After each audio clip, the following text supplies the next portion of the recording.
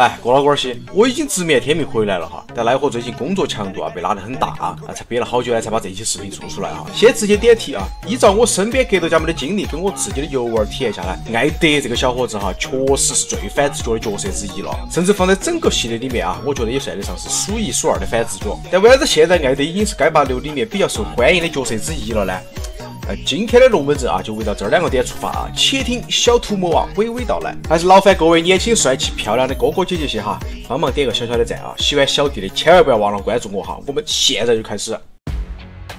先从小伙儿的背景故事出发，作为老熟人维加的力量容器，并且也是被4大天王拜神养大的孩子，加上后来的艾德一直在与影罗残党斗争，其故事可发掘的潜力很大，甚至还有传闻说艾德会是现在6代的主角。我认为啊，也是比较有可信度的。而且这不单是因为角色故事上潜力远远超过了下中拳高手，而是卡普空作为一家日厂，早在几年前就慢慢因为某个遗传 Air 开头的因素，改变了整个街霸宇宙设定的走向。典型的例子啊，来看看金伯利和街机厅的麦 C 哥，再想想美国小伙儿鲁克啊，相对浅薄的故事底蕴，还能当上新一代主角，是不是就有点迎刃而解了？其实这个事情早在我做鲁克那一期也提到过这件事儿，有兴趣的朋友呢可以去了解一下。虽然最新的一作艾德无论是服化道还是动作设计都十分的出色，可在几年前的街霸5里，艾德更像是一个肌肉紧绷，也不晓得穿个宽松点裤子，并且看着像拳击手的踢拳系战斗法师。不只是服化道不算出色啊，他的出招逻辑总感觉有些怪诞。大家都知道，现在6代招式疯狂简化，而艾德在5代就开始了，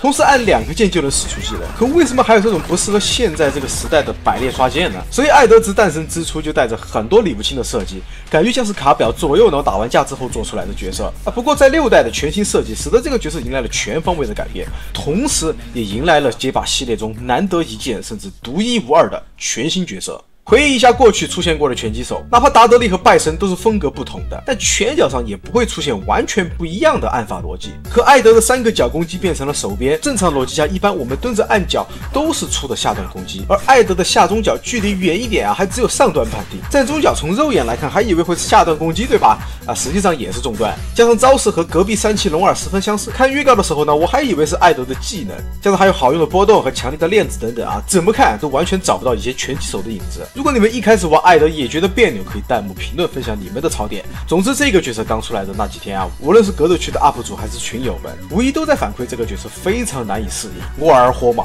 头几天耍这个角色是干啥子都觉得不自在啊，只有那么恼火了。所以这个角色我认为是十分反直觉的。不过这里我并不是说这个角色不好，反而是因为这个角色的深度一下子和其他角色们拉开了几条街，突然有点没适应过来而已。但随着时间的推移，艾德的潜力才逐渐被大家发掘，迎来了口碑的完全转变。为什么一开始大家玩艾德会觉得难受？虽然艾德一眼过去也能知道这是一个主打中距离的角色，但因为前期开发深度不够，没有找到很多合适的回报手段。而现在开发进度的艾德，中距离摸到就是优秀的推板，板边各种安全跳，倒地一个杀猪步就走到你的面前。打站立，艾德中脚手边不会放过任何一个打插合的机会，甚至下中脚还能确认打中连段。虽然艾德的手边大部分都有相对的被打判定，但也能保证艾德一回合里100个手边也能抓到99个吗？你要是着急着近身啊，艾德跳中脚几乎能覆盖半个距离的平面范围，你拿什么和我斗呀？所以艾德的力回是真的不怕谁的。那你说拳脚力回优秀，那你进攻总要有点缺陷吧？错啦！艾德链子不但可以远距离各种摸奖乱你节奏，摸康还有优秀的推板，可链子一旦续住，马上就是攻守转换，把你拉过来加针硬防，想跳还会吃预判。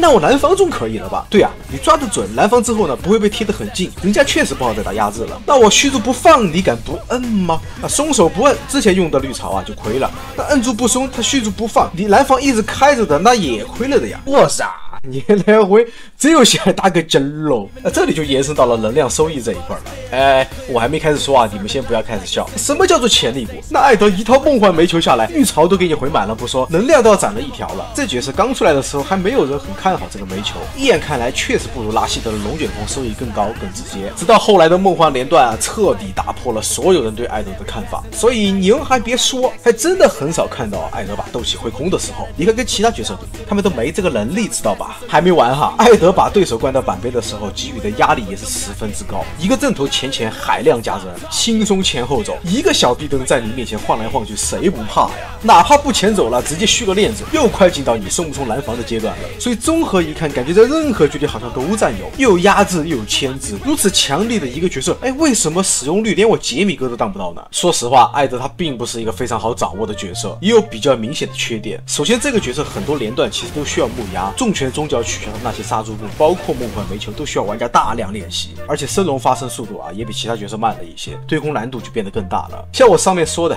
艾德拳脚距离优秀，但因为发生速度偏慢，还是需要玩家谨慎使用。没有反应很快的情况下，中距离开始续的鞭子，不做预判的话，也很容易翻车。还有一点我一直藏着没说，其实艾德下段偏弱，还有依靠拳脚谨慎的压制呢，也稍微显得逊色了一点。所以艾德即使有了一身的优点，但又因为他仅剩的缺点里面都是常规角色所具备的能力，才使得这个角色需要大量的练习度和对招式的各种理解。如果让我来推荐新人朋友是否要玩这个角色的话，我觉得你不如去玩玩杰米更加痛快。总结一下我对魔法小灯的看法，卡普空在这一作的设计上十分出色，彻底颠覆了我过去对艾德的各种偏见。当然偏见主要是针对他5代的服化道上面，但奈何这个角色上手难度较高需要我们日以继夜的练习才能获得比较好的反馈。如果你不是真爱粉的话，我建议你去玩玩他的精神本体维加，练了大半年的艾德或许都不如维加的一个电钻剪刀脚来的直接。但希望大家不要被我的节奏带偏艾德仍然是一个潜力十分巨大的角色，毕竟帅也是一辈子的事情，知道吧？那差不多以上就是本期视频的全部内容了。这次文案都写到了2000多字，加上工作压力大真的做了好久。最后再恳请各位好哥哥好姐姐打发一个3连给我吧，后面还有更多的高创视频，大家千万不要忘了关注我哟。我是秃头，一位草根艺术爱好者，我们下期再见 ，Adios。